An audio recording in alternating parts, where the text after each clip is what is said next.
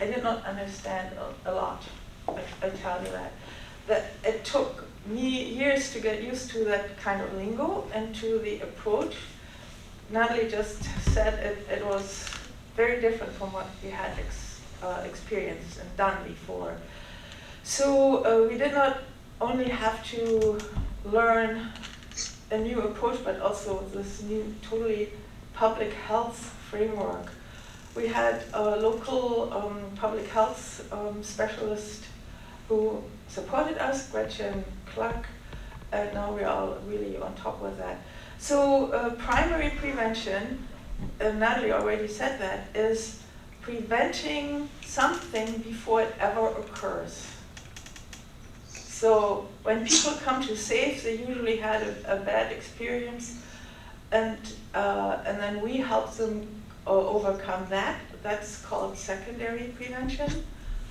And Natalie also said that when we accompany people long-term, like receiving calls and crisis calls for years, since 2007, for instance. That is called tertiary prevention. So we accompany them as, they are our friends in the meantime. Some are from far away. They get a PFD and come down to Sitka and visit us. So that is, of course, an outlier, but that's what we do too. And another thing that comes up in the context with prevention is the term, we need to go upstream. And I hear that sometimes even thrown out there in the news or by politicians, and going upstream means that when imagine you are the mayor of a town and a river flows through the town, and the river feeds a little swimming hole. And one day you hear complaints that children and adults who went to the swimming hole had a rash. So what do you do as a responsible mayor? You think, where does that come from? You know that upstream is the chemical plant, so you call the plant managers and say, what happened there? That's the upstream approach. So we take care of situations before they ever come down to us, and that's our prevention work. Questions? Are there school programs? Do you yes. work with children or students? Yeah, you have heard about them all the time on radio. Yeah, thank you, Martina. Over 10 years, 15 years. And I will talk about that in just a second. I'm from the crisis background, like I said. That's where my wheelhouse was, and I just think it's helpful to hear different voices on what this prevention work looks like, since it isn't as clear as the crisis intervention work. So right before I talk about the programs, the last thing I just wanted to state was that our Pathways Coalition has 4 main goals, and those have guided the programs that we have. So one goal is around youth, that youth are proactive within the school and after school setting that supports a positive peer culture. And then there's a goal around boys and men, that boys and men are proactive within the community and building mutual respect and equality between men and women, and that the Sitka schools have increased the extent to which they promote and foster healthy social and emotional environment, and that our social service and community agencies have increased to the extent to which they're promoting and fostering a healthy social and emotional environment. So some of the programs that we have created are for youth, and some are for older kids. So one program that I'm sure you've heard of is Girls on the Run. It's a national program. It fosters empowerment and sense of self and self-respect in girls. It's for the ages of 3rd through 8th grade, but in Sitka we run this program for 3rd through 5th grade. And then years ago, SAFE was part of a group of people within the Southeast who created a program called Boys Run Ituvu Klasin. It's a running program for boys between the ages of 3rd grade through 5th grade. And it's a program that it's supposed to increase sense of self and knowing one's worth, healthy communication and relationships, positive decision-making, teamwork, and community. So these programs, one runs in the spring and one runs in the winter. And there are cultural components in the Boys Run program, so they're also learning about the Clean Kid culture while they do the program. The other program we have for teens is called the SICA Youth Leadership Committee. And that is made up of teens from all of the high schools and the middle school. And I just wanted to read to you their mission statement, if I can find it on here. Without the mission statement, what they do is they're dedicated to promoting respect and building bridges among youth in SICA and across Alaska. And they do a lot of education of their peers in the community. They are learning how to teach about healthy relationships. So whereas in the past, like adults from SAFE would go into the schools and teach about healthy relationships, their peers are going into the schools and teaching about healthy relationships. And the thought is that that's going to be a lot more impactful than hearing from adults on that topic. They also create media campaigns around topics. And I just wanted to share with you one of the most recent ones that they've done. It's a campaign called Mold Your Masculinity. And it's focused on unhealthy masculinities and the harms that come with it. And the goal is to help men and young men and boys rise to create their own unhealthy masculinity by educating them on the harms of the man box. And if you haven't heard of the man box, it just refers to this like societal beliefs and pressures for men to act like a certain way that might be harmful. So it's just an encouragement for men to be whoever they are and embrace that and feel like that's something that they can feel safe to do. So these are some of, you might have seen these posters around town. The teens, they guided this process, the teens in the SICA Youth Leadership Committee, and they decided what it was going to look like, what it was going to say. So the first one is step into your own masculinity. We can rise to healthy masculinity, and we can paint our own masculinity. And the last thing I just wanted to mention is that, as you've heard, we have this crisis work and we have this prevention work that seems very different from each other, but one way that we work together is in our communications plan as an agency. That's what kind of drives us together to be saying some of the same messages so that we're all linked.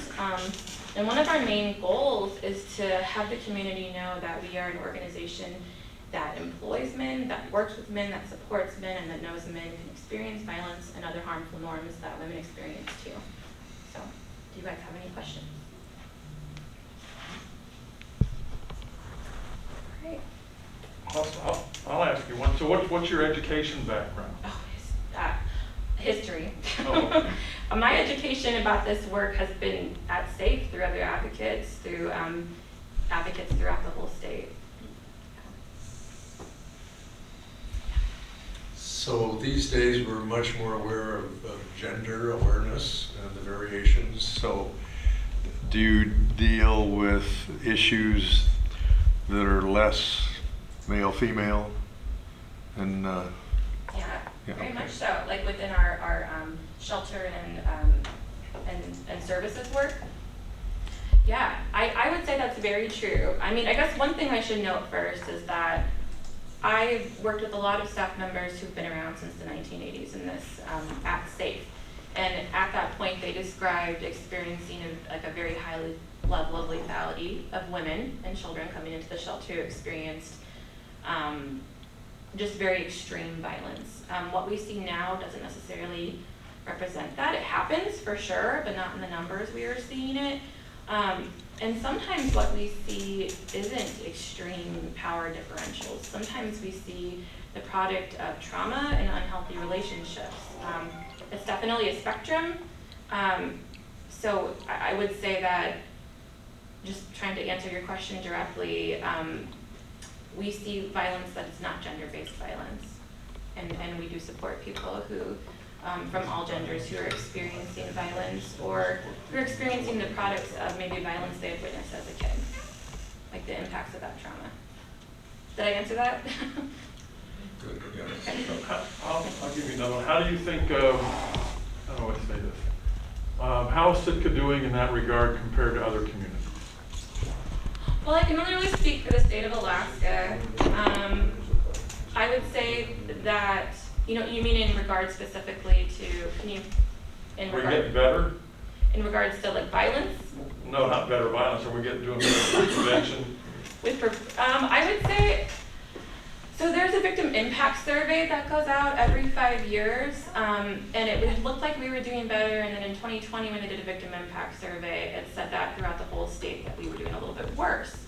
But that was a survey of the whole state, not of Sitka. Sitka had a survey done in 2012 that made us a little bit better than what the state average was. And I would say in general, Southeast Alaska's rates of domestic violence are lower than like northern areas that are more isolated. Our prevention work has been around a long time too in comparison to other communities. So like Sitka and Juneau have kind of pioneered the prevention work around the state. So I would say we have some of the most robust programs, and it's going to take a really long time to see the product of that. And just increase buy-in from more and more community members and reach from, because like for instance, like, you know, maybe 12 boys do a season of boys run, but then we don't know the trickle effect of that, and that's going to take time to see. So I think we're doing pretty good, and it's going to take time to see the long-lasting efforts. Any other questions? So you get along with the police department? That's a good question. I mean, you know, it's always a struggle. So as I said at some point in the presentation, we are bound by very strict confidentiality. It's we're bound by law. There's like within the Alaska statutes, it says there's like victim advocate privileges. The police are not bound by that same confidentiality, and sometimes when they're trying to make an arrest, we can pose a barrier. I will say our current leadership of the police department have been around a very long time in the in the field, and they understand that. But sometimes it just presents barriers in the moment with a certain officer. So like, you know, there's always going to be a rub. I would say that everybody wants to work together. I think our current leadership and staff at SAFE very much want to work together for the best results. So we're constantly trying to make it better. How many folks do you have there? Staff? Staying or working? No, staff. Staff, about 18. And it fluctuates because we have on-call relief advocates. So that's why the numbers fluctuate a bit, but the average is about 18. I think Rachel's got a question. Oh, okay.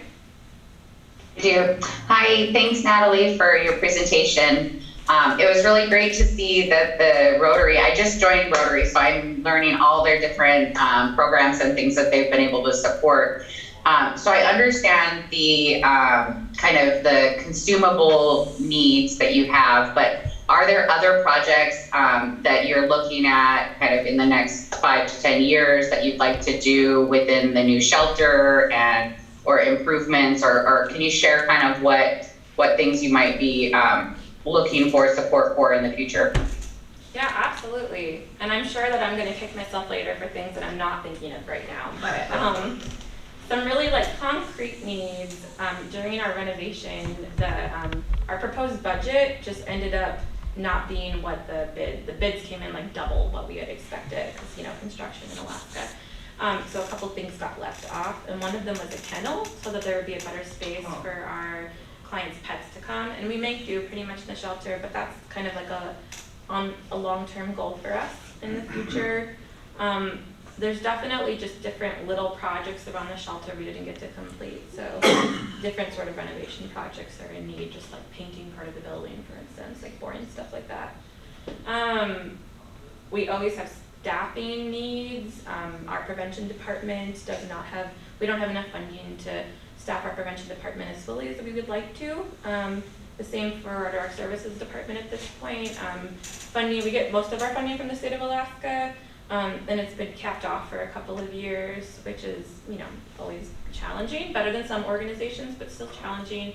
Prevention funding's gone down a little bit, but the work increases, so of course that's just a challenge. So those are the main things I can think of at the moment. Thank you for asking. Great, thank you. Yeah.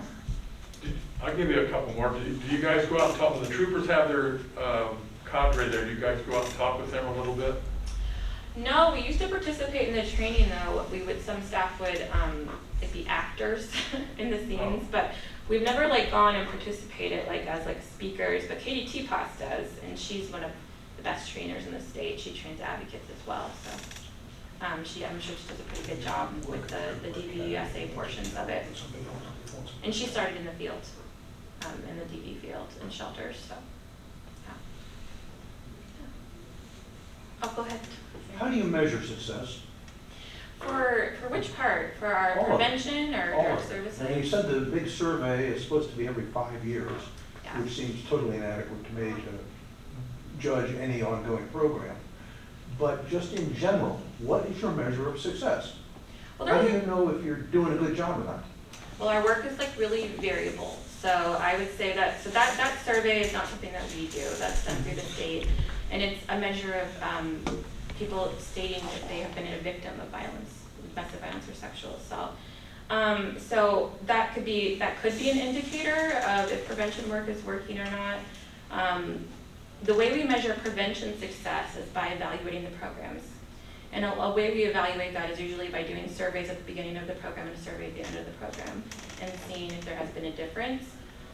In terms of evaluating our residential and our other client services, we do have surveys to get feedback on their experience. But I guess one of the biggest ways we measure the need is by the amount of people who reach out for services and for shelter. And we usually, with the exception of COVID years, we usually stay pretty full. So I believe the need is still there. That's my very basic answer for you. Yeah, but the question is not really how much need is there. The question is, how do you measure whether or not you're doing a good job? And I'm very concerned about a lot of programs of similar nature that are only evaluated by the people in the program, that run the program. Mm-hmm. When I was running a research program, man, they were great, if I was you. And so I'm really looking at what is your outside review mechanism to ensure the community that in fact you're being beneficial. Well, I mean, we are getting feedback from participants, not just from the staff members who are running them. So I guess that's the only answer I have for you, is that the feedback that we're getting from those participants. I mean, and if you have any ideas for how we can better measure our success, I'm always open for that. I guess one way maybe you could address it also, do you get a lot of repeat people? Or when people, okay, so that's not your fault though. Yeah, we do. I mean, since I've worked there, we get a lot of people who repeat and come in. And then we get a lot of new people as well, so. Yeah, Martina? I would like to add something to this. SAFE has just finished a fundraising drive, and we raised not quite as much as we wanted, but in general, we get a lot of support from the community in cash, in volunteer hours, and in in-kind donations.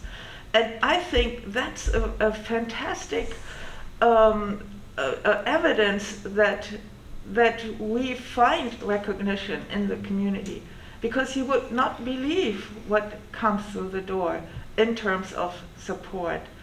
And for me, I find that always extremely heartwarming.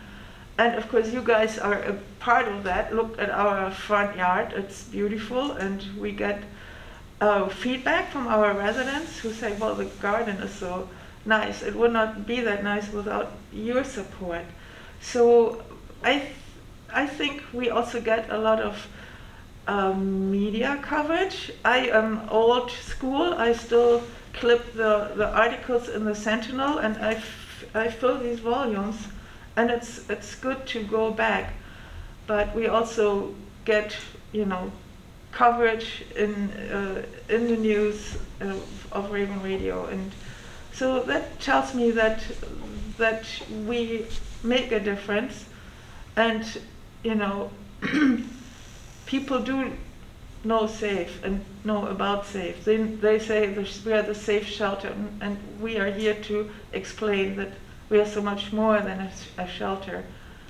But the reaction we get on a regular basis from the community, I think, answers this question. Yes. I'd like to follow up more on what Dave has asked, though. When I ran programs for the United States Agency for International Development, we actually had M&E monitoring and evaluation firms and would work out a system of indicators, inputs, and results. And it was, the M&E firm really gave us a lot of information that we could use to improve our program that we hadn't even thought of from an outside perspective. Are there such firms in the domestic violence field that you're aware of? And if so, how expensive are they to use? Yeah, it's pretty expensive. So it's mandated that our prevention programming gets outside evaluation support. And they have a pretty high level of support, people beyond my expertise that help them evaluate their programs. And it's very expensive. That's a large portion of the prevention budget. That's not built into direct service programming, and I think perhaps that is because it's really on the ground crisis work, like meeting a need. I mean, the way I kind of look at it, I think that if someone has a roof over their heads, that's an indicator of success, even if it's for a short time period, and that's a value differential. Some people aren't going to think that's the case. But for the prevention programming, yeah, we do consult with a evaluation firm that provides that sort of support to look into each individual program and what are the indicators. I guess another thing I'd offer, because I've worked in education, prevention, and treatment for a while, is if it wasn't there, this place would just go to hell. So at least you're like kind of a dam that's making a difference. So thank you. Oh, thank you.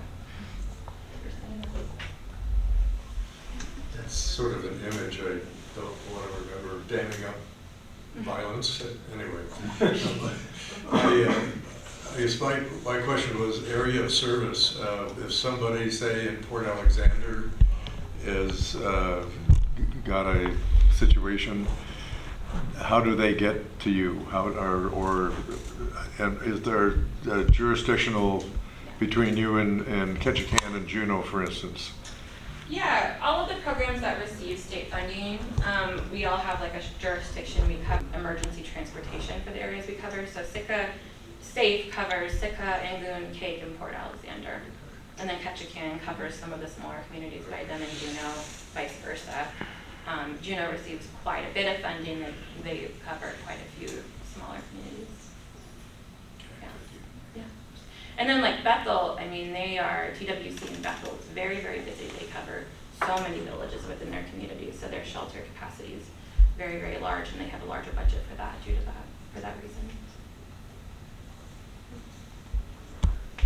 I just had a comment in listening to your presentation. One thing that struck me is that when you have resident clients and you're able to connect them to services, I'm sure you're counting all the services you're connecting clients to, but it just seems like such a good thing and an evaluative thing, because I just, like, for example, listened to the Sitka Tribe's report on childcare, and it described the complete kind of failure, not complete failure in Sitka, but where the need is high and yet so few children are connected to services that could benefit them, like WIC and such. So, like having an agency that does that connection is great. And I imagine that's one of the evaluations that you do is count those services. Yeah. Thank you for bringing that up, Carrie. Yeah, that is something that we do and we're required to do, and we report that to the state and to our funding agency, who then gets like a collective picture of what that looks like for every state agency that's providing, not state agency, but agency that receives state and federal funding.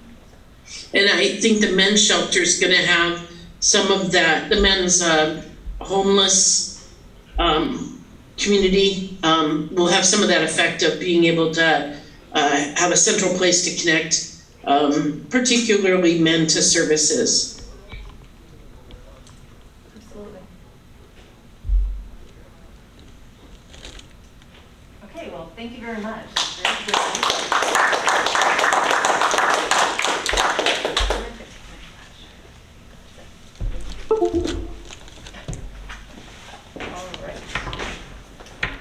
Okay, so I just wanted to mention that next week our speaker is Jason Schmidt with the Sitka Science Center. on landslide information, the landslide project. So hope to see you guys all there in one form or another. And with that, I will ring the bell. Ding. Ding. Thank you. Bye.